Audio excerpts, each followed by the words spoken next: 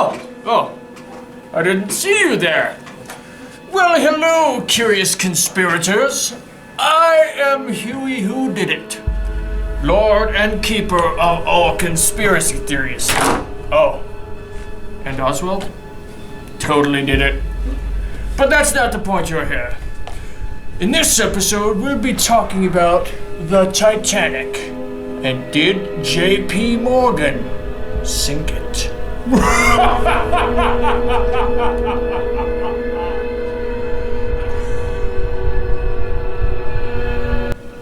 The bizarre theory began in 2011 when writer and theorist known as J. Kent Layton had begun developing his theory when he was researching J.P. Morgan and found that the day before Morgan was to board the Titanic, he claimed to be ill and did not board.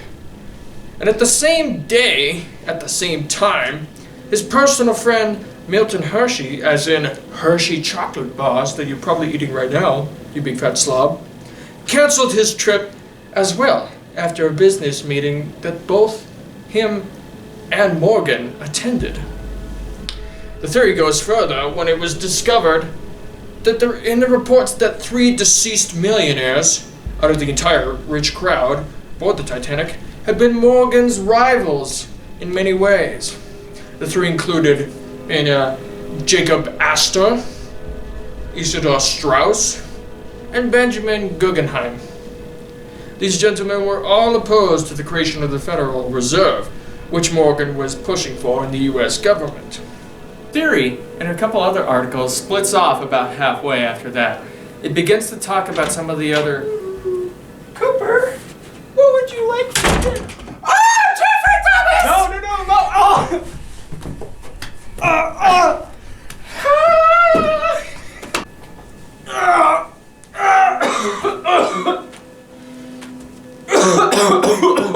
Okay. Sorry about that. Okay, as I was beginning, as I was saying, in some of the other articles it talks about the theory, it splits after whether it be sabotage of the engine core, the direct assassination of the 3, and even micro locks fitted to stop doors from opening to prevent passengers from escaping their watery death.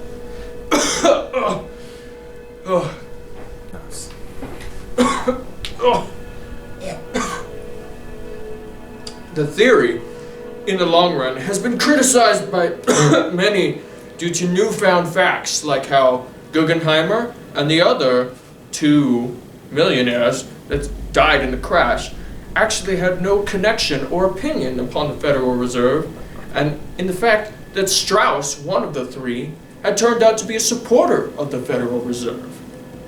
Be that as it may, the theory continued to grow until the Washington Post began to criticize it.